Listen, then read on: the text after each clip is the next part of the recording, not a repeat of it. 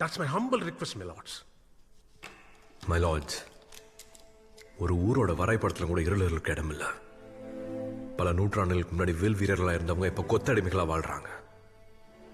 Address இல்லாத அனாதைகளா நடத்தப்படுறாங்க. Mr. Chandru, is this a high court or a history class? I don't understand. வரலாறு தெரியாம போனதுனால தான் சார் தமிழகத்தோட தொன்மையான பழங்குடி மக்கள் மேல அதோட அதிகாரமும் மிருகத்தனமா நடந்துக்குது. 1000 ரூபாய்க்காக குடும்பத்தோட கொத்தடிமையா வேலைக்கு போற செங்கேணிக்கு பல லட்சம் ரூபாய் கொடுக்கறேன்னு ஆசை காமிச்சாங்க. எனக்கு உங்க பணம் வேணாம், என் புருஷனோட சாவுக்கு நீதி வேணும்னு இந்த நாட்டோட சட்டத்து மேல நம்பிக்கை வச்சுக்கிற செங்கேணி இந்த கோர்ட் கைவிட்டுற கூடாது. வரலாறு தெரியாதவங்களுக்காக சொல்றேன்.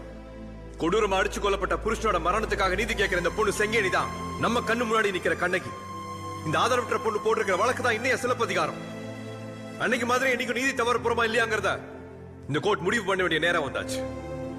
மை லார்ட்ஸ், இந்த வழக்குல குற்றவாளிகளுக்கு கடுமையான தண்டனை கொடுக்கணும். பாதிக்கப்பட்டவங்களுக்கு உரிய நஷ்டீடு வழங்கப்படணும்.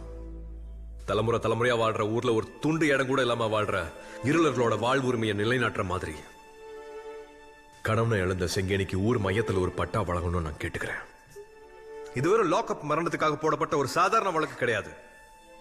அதிகார திமிர்ல எங்களை போட்டு அடிச்சு கொன்னாலும் ஏன்னு கேட்க நீங்க யாருமே வரமாட்டீங்களான்னு ஒரு பழங்குடியின பெண் நம்மள உலுக்கி கேட்கிற கேள்விதான் இந்த ஹேபியஸ் கார்பஸ் பெட்டிஷன். இந்த நீதிமன்றம் தரப்போறது தீர்ப்பு இல்ல, நம்பிக்கை.